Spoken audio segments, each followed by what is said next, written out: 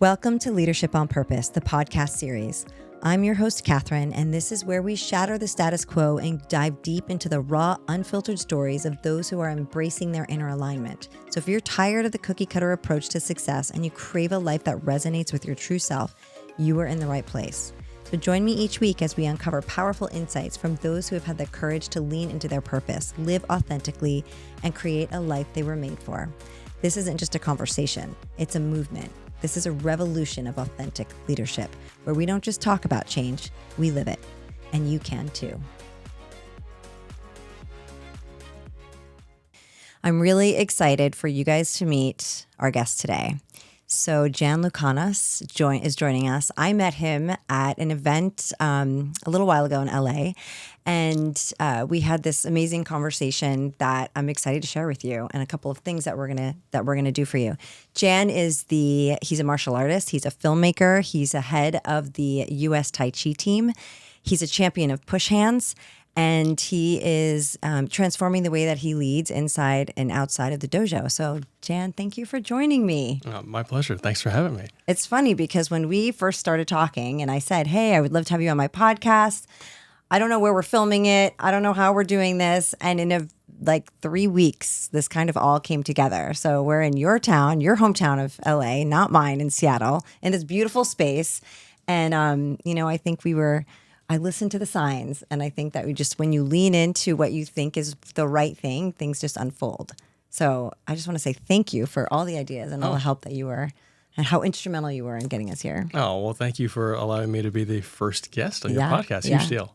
Yeah. So the head of the U.S. Tai Chi team, what does that mean? Sure. Specifically, I am the coach of the U.S. Tai Chi push hands team and former captain for the 2009 to 2011 seasons. Okay. Wow. So Tai Chi push hands there's a sport, and then there's the more holistic sensitivity drills. So the sensitivity drills are part of the Tai Chi system. And these Tai Chi allows you to slow yourself down and speed up your perception and essentially gather more data through breath work and visualization, gather more data in a moment in your life than someone who's not putting in the work to slow themselves down and speed up their perception. So push hands is a pressure and sensitivity training drill. Okay. And you're essentially allowing yourself to feel someone else, feel the pressure they're putting on you, and redirect that pressure toward a goal in a specific area. And that relates more deeply into how you do that internally, and how you do it with your emotions, with your thoughts, and how do you redirect all of those things towards your goals, whatever those goals are, which of course you first have to define. Right. Yeah, I think when we were talking, I was really interested in when you said, because you just met with the Google leadership team, Sergey and all those guys over in the Bay Area, and you talked about how you took the emotion out of the body with the push hands approach. And is that something that we can do and play with today? To clarify, I was brought out to a space which Sergey owns, is a co-owner, and was definitely guided experiences, multiple experiences, essentially Tai Chi seminars for leadership. Okay. And then started bringing that to more athletic folks in the Bay Area as well. And this is, again, what I do across the board. For many years, and my parents both train as well. So it's just, I love doing it. I love sharing it. And I'd love to share it with you now. Okay. Well, tell me though, when you say Tai Chi for leadership, how does that tie in? Like, why, if you're a leader and when I talk about leadership, I want to clarify, I'm not just talking about you're a manager in a company, you're a CEO. You are a leader in your life, right? Like you're leading your friends, you're leading your children, you're leading your spouse, you have a leadership position in every aspect of your life because your life is built around you, right? So I love the idea that Tai Chi focuses on that, right? On building that and sustaining that. But talk to me about why that's important for people. Like, what does it do for you when you participate in these exercises? What is the outcome that they can experience from like an internal perspective? I think the outcome is going to be different for every person. Yeah. I'll say that the format of one of my, let's say, introductory classes is meant to give you an overview of the Tai Chi system and the Tai Chi system as it relates to how we train on the U.S. Tai Chi push hands team, which is, I was recruited onto the team along with my father by Coach Josh Waitzkin, who is the chess prodigy, best known for the movie Searching for Bobby Fischer was based on his childhood. And he also wrote an amazing book called The Art of Learning, which Tim Ferriss picked up and got him to narrate which I highly recommend. Get the Audible for that. Yeah. And he talks a lot about his experience in the Tai Chi world and becoming a world champion. And the way that Josh,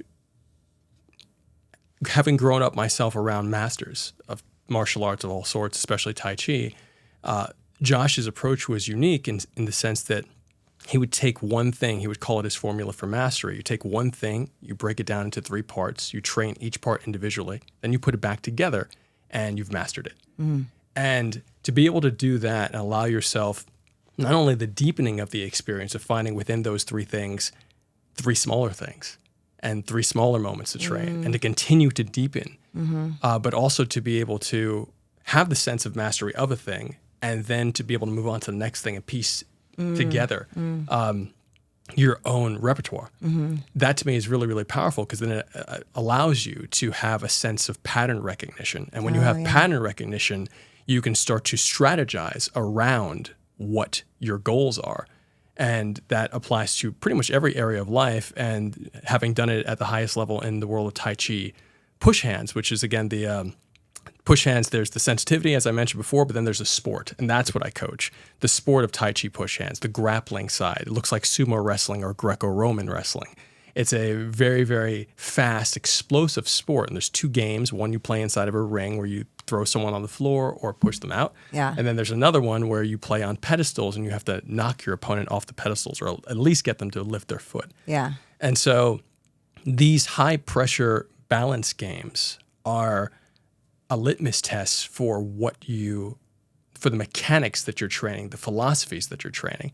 And I love the idea of putting your philosophy to the test via a method that allows for objective achievement.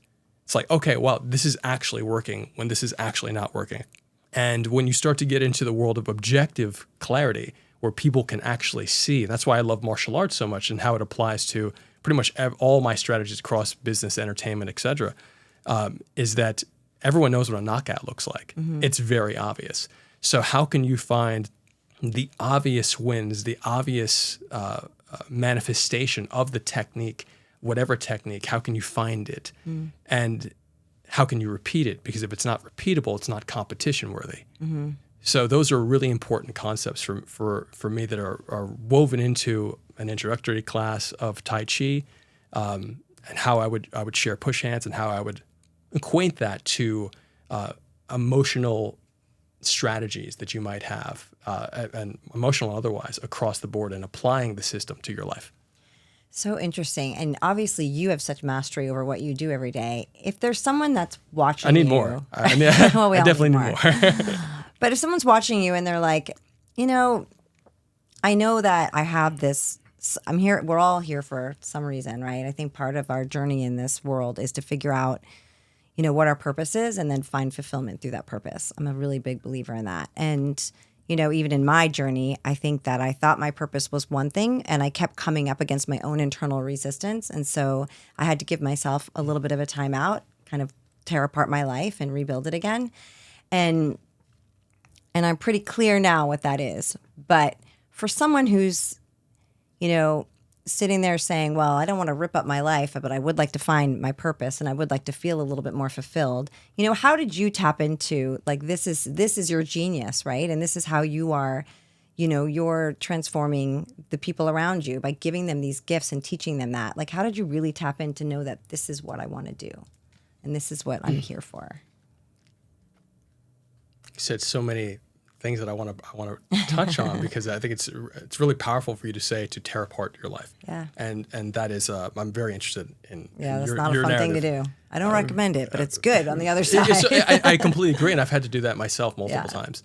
And so it's challenging for me to speak from a place of I want to only speak from the place of experience rather than, hey, like, you don't have to do that. Yeah. Well, of course you don't have to, but I'm not sure. May not be able to coach you. I say this all the time, that there are different ways to approach Tai Chi, and I can only coach you in what has worked for me. Mm-hmm. So a lot of times my expertise does not negate someone else's expertise. Sure. And someone else may say, Jan's wrong. And I might say to the other person, well, that's different. Yeah. So even what you just said, like that's a version of mastery, right? You're like, no, this is where I know that I can help you, where I know I'm good, where I know I can create change for you. Not here, but over here. So was there like a moment in your life where you're like, I'm going to like tap into this, and this is going to be what I jump off of. This is going to be my platform. This is what I'm here to do. Well, I would say there's a trifecta. And, I watched my coach Josh use writing as his counterbalance to training. And then the training would inform the writing, and the writing would help him clarify the training, and he'd bring back the clarity into the training. And so he was coaching the team while he was writing The Art of Learning. And it was an amazing process to watch. And because I grew up in martial arts, it was always part of it's literally been the gateway for me to other types of work. My father's also a comic writer, and he was in politics prior to that. And so to be able to have his leadership and my mother's spiritual leadership combined, I grew up under a family guru. So there was always the spirituality, there was always the martial arts, and then there was always the clarity that the training that we're doing has to be shared narratively. And so, because through stories is how we communicate as humans. So how can all of these things work together? And so that trifecta has been very consistent throughout my life, and getting out of the way of myself and all these other things that I might have learned that may block that foundational gift has really been the biggest challenge. So it's really like, okay, well, why don't I just do that and stop worrying about these fears that are learned fears from other people rather than the inherent gift that I've been given. And I think that... Okay, so, and that's exactly where I think where people get stuck, right? So, because you have a paradigm, right? A paradigm is just an externalized behavior based on a belief system. So, and a paradigm is really shaped by our limiting beliefs that are created from, when we were 7, 8 years old. So, I mean, I work with a lot of people right now that are imprisoned by their mindset, right? They're like, oh no, I can't, I have, fear of rejection or fear, self-doubt and all the things, right? And there's ways, I think, when you get to be really clear on that, how to rewrite that narrative and flip that script. But I think when you don't have that clarity and you don't realize you're running off a paradigm that doesn't serve you, it's like, in what ways have you found, like you said, I had to get out of my own way. And I think that's a really hard thing for people to do. But like, what does that look like for you? When do you know you're coming up against that resistance and you're like, I got to figure out why I'm leaning into something that's, clearly coming from a belief that doesn't serve me, and how do I get out of my own way? Like, I think that's what I want people to really understand and take away is like, I mean, what you're doing is so incredible, right? And you're so successful at it. And everybody has this opportunity, right? Everyone can look at their life and say, maybe I don't like where I'm at right now, or I know that I'm made for something better. And part of getting to that place is to peel back that onion and say, okay, well, I'm responsible for the way that my life is right now. You have to take responsibility for that, right? Your inner world creates your outer world. So if you've created the world that you have, chaotic or not, or whatever it is, and you want something different, you have that opportunity to do that too. And it's really leaning into what's the story I'm telling myself? What's the belief system I have? And, what is the vision I have for my future, and how do I get out of the way for that? And I love that you said that. And I'd like to hear, like, in what ways you find the tools that enable you to do that. Well, key tools, breath work and visualization. Yeah. And I think another one that, I always think about Bruce Lee saying, be like water. And I love that saying. And for me, there's been a lot of unpacking of that over time, because the road signs that we all get every day toward our highest self that oftentimes we ignore, we're flowing to them, but then somehow we're also putting up a blockage to flow us away from it. And that blockage could be a thought or a feeling. And it normally creates a chain reaction. And so having a method to slow yourself down and speed up your perception, and it doesn't have to be Tai Chi, but having a method to do that is key, because then you can start to analyze yourself, and making sure that you actually have time for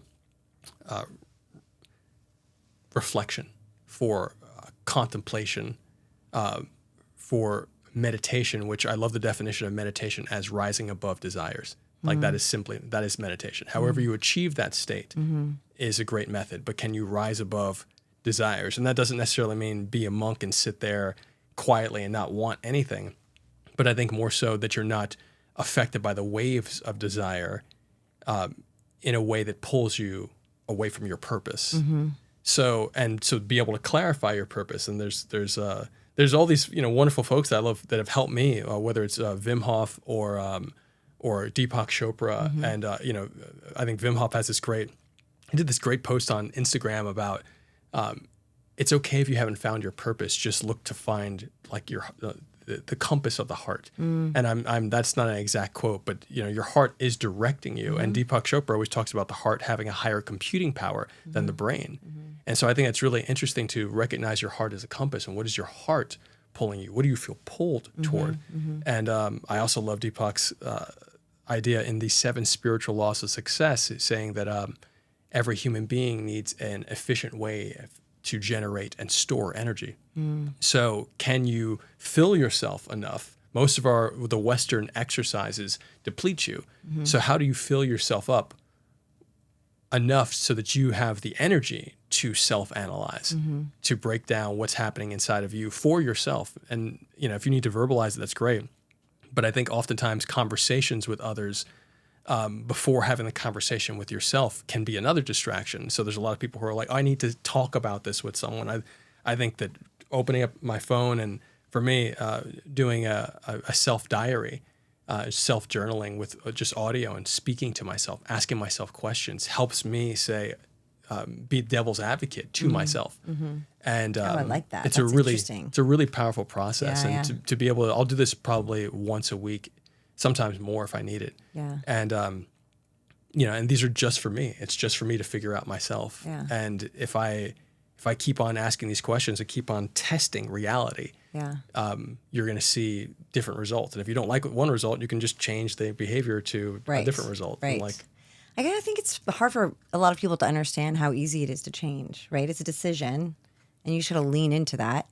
When we talk about, so visualization for an example, I'm a pretty big visualizer, but I think, when you think about what you want for your life, the real reason why you visualize, and if you look at it from a scientific perspective, this is what really got me, because I used to think, am I just daydreaming? Am I visualizing? But now I understand it. So you can basically rewrite the neurons in your brain, right? When you start visualizing, and your mind doesn't know if what you're visualizing actually happened or not, right? If you can get yourself to a place where you feel the emotion and you feel like it's really true, then, it kind of puts your subconscious to work to say that, oh, this is an experience that already happened, right? So you can rewrite. That's why your brain is made of neuroplasticity, right? You can rewrite those neurons. And I love that concept, because it just is one other way that people have the opportunity to really change a situation they're in, that they don't feel fulfilled or they're not happy in. And breathwork, actually, this morning, there was a breathwork class downstairs before we started this. So I did that for an hour, and that came with a lot of visualization and journaling. And it was like, oh my God, this is like a perfect start of the day. But really important to just reset your nervous system and get to a place where you're coming from, you're utilizing your parasympathetic nervous system. You're coming from a place of your creative genius and your power. And I think socializing that is really important for people to understand that, you don't have to be stuck. You don't have to, you don't have to cycle. You can get to a place where you're living your genius, which is what you're doing, which is why I really wanted to talk to you. Well, and I really want to do some push hands work. I would love to share that with you, but I want to add something to what you just said in terms of, there's, you're correct, all this data, especially with high performers, let's say athletes or musicians who would visualize their field of play. And when visualizing their field of play, the same neurons fire as if they were actually on the field of play. Yes. And I think that's really important to recognize that high performers have to visualize. You just have to do it to achieve at scale. So if visualization is allowing those that we know across cultures and society to be known by us, they're getting to a level where they can be seen and heard. How can we apply those same techniques into our bodies, into ourselves, so that we can actually have it in our lives in a more tactile way? And Tai Chi does that. Essentially being able to give yourself you're visualizing your breath. And by visualizing your breath as a color, you're giving your attention a vehicle. And by giving your attention a vehicle, you're getting more control over your attention. And by getting more control, you can start to program your attention with intent. And once you do that, you can start to have a greater sense of willpower. And that's very powerful. Oh my gosh. Massively powerful. That is amazing. I think I would color my breath like a gold color I don't know, what came to my mind when you were talking. Whatever intuitively comes to you. Yeah. There are meanings to each color. Oh, really? But to be able to just allow yourself to intuitively find the color and to see how it might change in different areas of your body, I think is really the first step. I love that. Okay, cool. Let's do it. Okay. What do we do? Well, so first, for anyone who's watching, I think that we can do something sitting down first, and then we can do the 2-person exercise standing up. You tell me. So first and foremost, you imagine a string lifting you from the top of the head. And this imaginary string is from so many different modalities, but right now Tai Chi is a gateway to a lot of things, but right now we just want to feel like we're dangling. And you're going to allow relaxation to cascade down the spine all the way through the tailbone. And when you're sitting, it's different than standing. When you're sitting, you're going to push the tailbone push the sit bones into the chair that you might be sitting in. And just feel that lift. Gentle pull in the belly, as if the belly button is going toward the spine, very gently. And we're going to have the tongue gently placed on the ceiling of the mouth closed, and all the breathing will be in and out through the nose. And we're going to focus on our lower dantian, or our second chakra, the orange one in yoga, 3 finger lengths or 2 inches below the belly button. We're just going to inhale into that area, drawing the breath in, using the belly as the pump, the lower dantian, and exhaling, washing the color down the arms and legs. So you're inhaling, visualizing the breath as a color. See it gather in the belly in that second chakra like a sun getting brighter and brighter. And exhale, washing the color down. And when you're doing this, you're doing your best to take pressure off of what my yoga teacher would call the middle diaphragm and the upper diaphragm. So he would say that you have 3 diaphragms, upper, middle, and lower. And as you get older, you start to breathe higher and higher and have more shallow breath. So you want to breathe more like a baby and maintain the breath in the belly area. So we want to soften the shoulders, and we also want to soften the breath, meaning that the breath should be strong but gentle rather than allowing you to hear your breath. Because multiple things. One, the sound, if it's too loud, it's going to distract you vibrationally. The vibration is going to distract you from the color visualization. And strategically, as we go into the sport, we'll start to strategize around the breathing patterns of a person. So you may do a hard push on someone at the apex of an inhalation or when they're fully exhaled. So we're inhaling deep. And then we just play with this attention drill, which is put the attention on the tip of the nose. I think this is really fun. And just feel the circulation in your nose. And then get more specific. Feel the pulse in your nose. Then feel the currents of air wisping around your nose. Feel how your breath adjusts those currents of air. And feel the heat that the nose generates. Shift the attention to the right middle finger. Feel the circulation. Feel the pulse.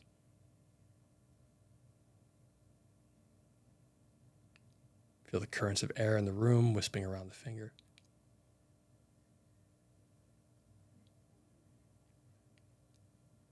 Feel the heat the middle finger generates,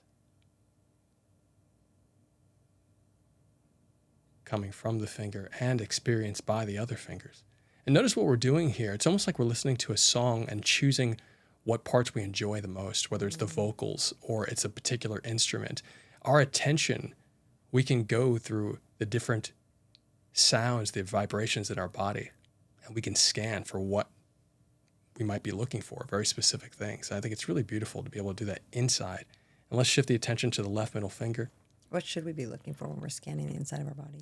Well, it depends on what you might be dealing with in life. You know, some exercises, what we'll do is we'll scan for dark patches, blockages, and or cold areas, or areas that are overly heated. And to be able to identify those areas, and then what we'll do, this is the introduction. I said Tai Chi is a gateway to many things. This can be a gateway to what's called programmatic breathing. And programmatic breathing is utilized in many healing methods to be able to relax the entire body and then program specific areas of the body to recover. And if you read Josh's book, he did some of that work to heal his hand after. I used to fight semi-pro Sancho, which is boxing, kickboxing, Mongolian wrestling, and my old captain broke my coach Josh's hand in a fight years before I met, I think, both of them. But then Josh had to train for the Tai Chi World Cup with a broken hand and had to make sure the hand didn't atrophy. So there was a lot of work that he did, mental work. And there's a great book on I think it's called The Book of Self-Healing. I'll give it the specific name. But it's all about programmatic breath work. And so what we're doing here is starting to allow ourselves to relax the entire body, shift the attention to that left middle finger, and just allow yourself to feel the different waves, whether you start with something general, the circulation, and then you get more specific to the pulse.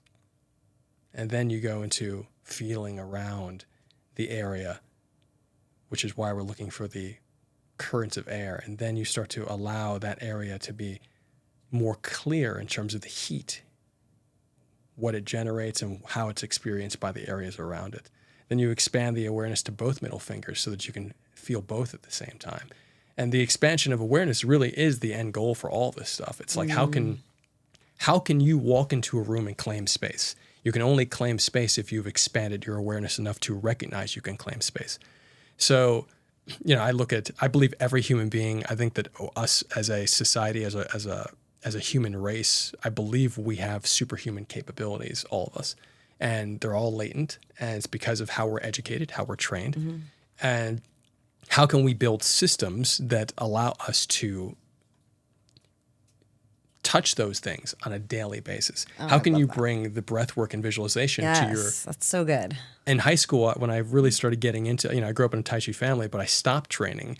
I got beat up by a family defending a friend of mine when I was 9, and I denounced martial arts. And then I didn't pick it up again until I was 15 and a half.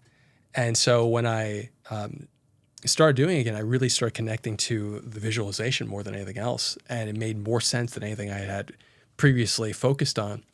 So I'd walk around my high school breathing into every step. And I look like a nut. I'm standing on my heels trying to keep the passive. When you anchor on your heels, you're in a passive state. And so I want to be in a passive state to feel as much as I could, because then when you shift your weight to the balls of your feet, you go into an aggressive state from a primal standpoint. Everyone can feel this. When you want your money back from you bought something in a store, you hand the receipt over, you shift your weight to the balls of your feet and you shift into a more aggressive mode. And even if it's polite. It's interesting. Yeah, so, I never thought about that. If you want to train an actor to be more aggressive, you may put them in boxing, but boxing is going to keep them on the balls of their feet, which again gets you more to that aggressive mode. So it's really interesting to be able to program yourself on what you want and when you want it using this breath work and visualization. Yeah, no, I love that. I'd love to share the push hands with you. Yeah, let's do it. All right, so we can stand up. Okay. Is there anything, do we need to move these any particular way? I just move behind you. Okay. Should I try it this way? Yes. Are you going to be talking at all a little bit? A little bit. Okay, cool. I'll cut this out then. Okay. I'll just raise it up for you. Okay, cool. Should we insert this later, and then just finish the conversation seated, so you don't have to do this twice? It's up to you guys. 10 minutes. I'll pick this up. Okay, cool. I'm Okay, already yeah, ready. let's do the seated, and then we can Okay. do that at the end. How about we do the seated, the scene, the intro, and then we can do the push hands at the end. We got 10 minutes. Say that again. Oh, I would love to share a little bit about Justice for Hire and about Oh, the, yeah. About the and what then we you were want to just do the intro. Yeah, I'll do the intro though without you. Okay, You cool. don't have to be part of that. Okay, great. And so, okay, great. So, Yeah. So okay, we're gonna jump to Justice for Hire then. So essentially, Justice for Hire, I would frame it as the Justice for Hire in Real World, my film technology company. I would frame these things as the manifestation of Tai Chi in my work in entertainment. Okay, got it. Do you want to do a closing piece too? Or you just want No. I would say at least just a nice way to close it is just how can we get in touch with you or Yeah. the best way to Okay. find social media and stuff Okay. like that or to learn more. Yeah. Got it. It's my- And then I have a little. And we're back to normal, guys. Okay. Okay. Okay, so in the beginning, I introduced you as a filmmaker. I know you have a filmmaking technology company, and tell us about what project you guys are working on now, and then we're going to do a little fun line capture that you asked me to do. Thank you. Yes. Yeah. Okay, so the project's called Justice for Hire, and it is a show that we're making with a global community.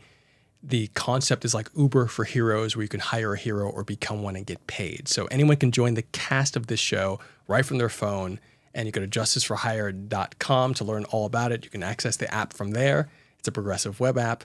You can go to the app directly from justiceforhire.app. And for me, the show and even the technology company Real World were patent pending on a cinematic universe model, which is the manifestation of Tai Chi for me in my observations of work across media. So I went to film school at NYU. I came out of NYU Film School. Came out of there, immediately jumping into the Hollywood world, and I had a senior thesis called Justice for Hire. And my father, like I said, he wrote comic books, and we wrote a comic book of JFH together, and that did very well as in the digital comics world, and we set records for digital downloads. And it's a fun project. It's been going on for a while. We have a global community. We have 80,000 people worldwide working with us right now, and following what we're doing, That's part of the community. amazing. And it's a massive passion to show how can we take these principles. I've really, story to me, the only reason I'm in entertainment is to gain access to people's hearts and minds. That's the only reason. And the only reason I should even want to have access to people's hearts and minds is because I feel like I have something of value to share. And so I'm like, how can I offer people some of this amazing stuff that I grew up with, and also not only offer it, but also clarify it for myself in terms of we have a world that can be better. We can do better. And how can we reframe some of the things that we have access to and optimize them? I really, I'm speaking generally right now, but it gets very specific when we talk about behavior in society. How do we meet our day? How do we meet each other? How can we show up for each other with courage and love and compassion?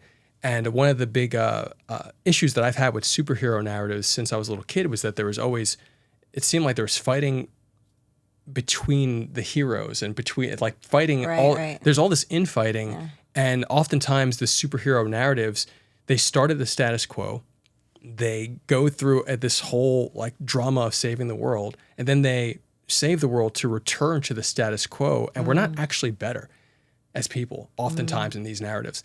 So, I look at something like Star Trek and sci-fi. So great science fiction has always pushed us as a society. We have cell phones because of Star Trek. We have, tricorders for health that are coming out now, inspired by Star Trek. Vision technology for the blind, inspired by Star Trek.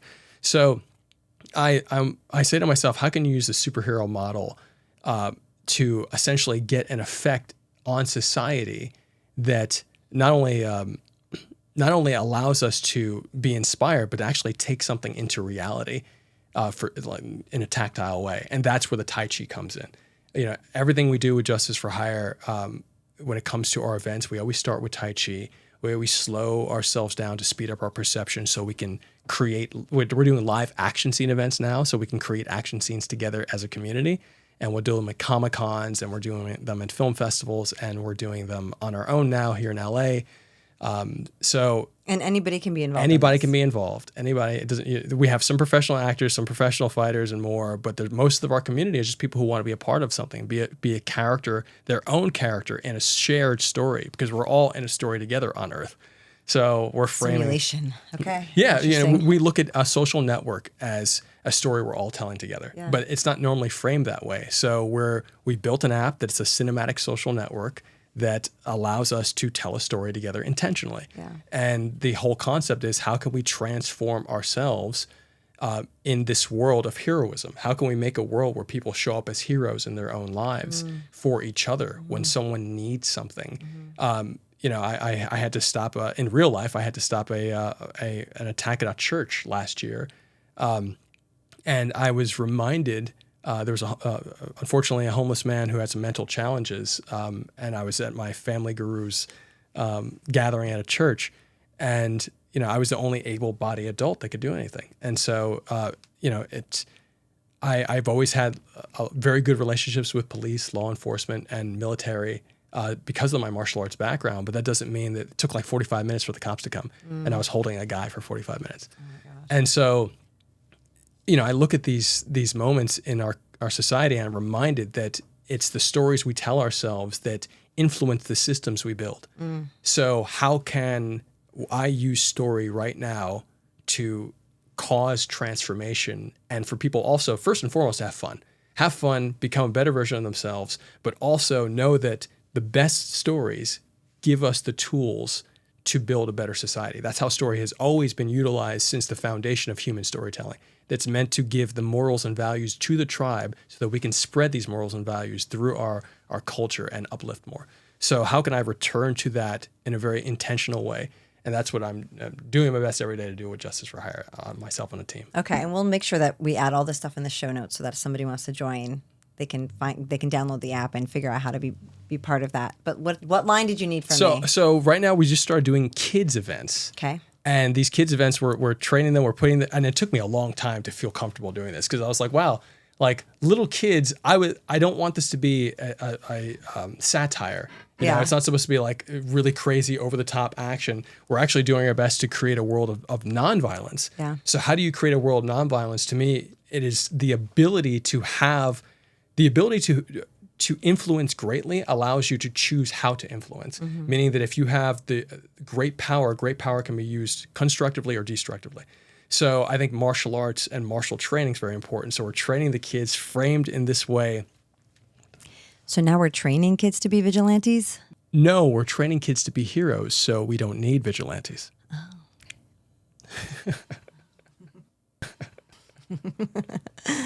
Awesome. Well, I really appreciate your time. This was super fun and hopefully transformative for everybody that had the opportunity to watch. 2 things I want to ask you. Number 1, if you were to ask yourself advice 6 months ago, what would you tell yourself then? And the reason I ask this question is because I think there's a lot of conversation around, what would I tell my younger self?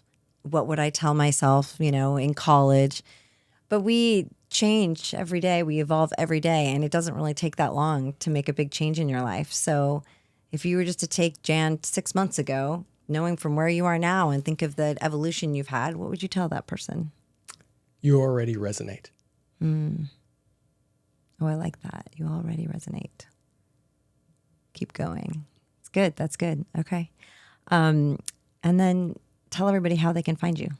You can find my Tai Chi work on janstaichi.com. You can find Justice for Hire on justiceforhire.com and be a part of the show that we're making with a global community. And, my handles are at Jan Lucanus, at Jan's Tai Chi, and then there's at Justice for Hire. So that's awesome. Yeah. So good. And we'll make sure that all of that is also below on the show notes. And if you're in a place where you're like, I think that I could use some mindset work, or you're not sure, you can text SHIFT to 55444 and you'll get my free assessment. And if you need more help from there, you can contact me. Thank you so much for coming, and we'll talk to you soon. Thank you for having me.